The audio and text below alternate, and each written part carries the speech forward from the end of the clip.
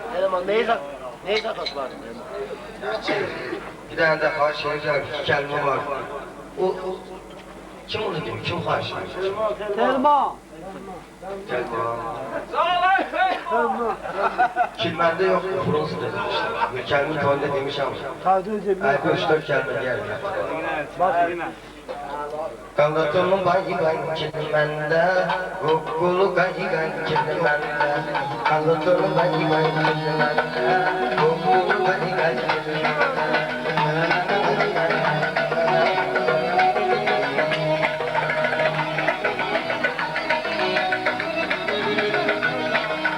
Gül sakın çektim ziyan, işlerim oya oya. Gül sakın çektim ziyan, işlerim oya oya. Düştüm harap menfiyan, ağlama bay bay kilmenden.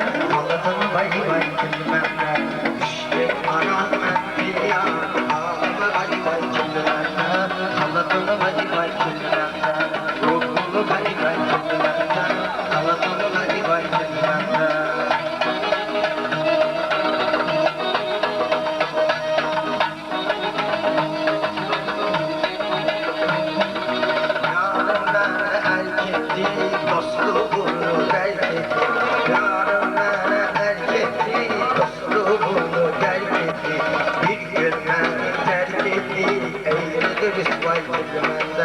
Kalıtır bay bay kilmenden.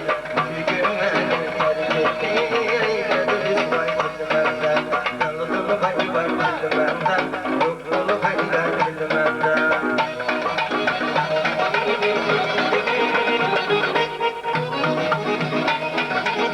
Ağlar yaşa.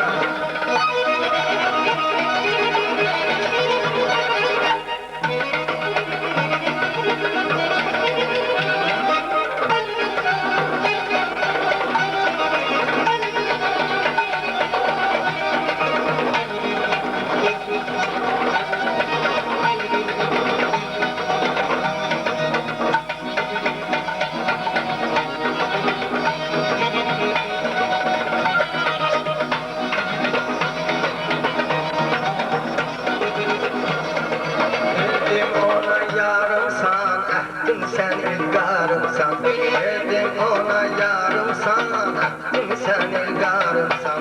Sen nazlı dildarımsan, ben sana hem tayyilmende. Sen nazlı dildarımsan, ben sana hem tayyilmende. Kanıtım bay bay kilmenden, mukkulu bay bay kilmenden. Kanıtım bay bay kilmenden, mukkulu bay bay kilmenden.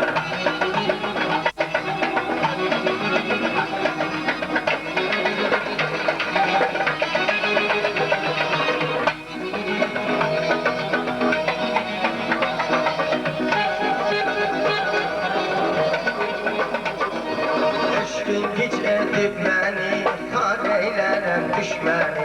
Eşkin hiç edip beni, har eylenen düşmeni. Ben gördüm saydım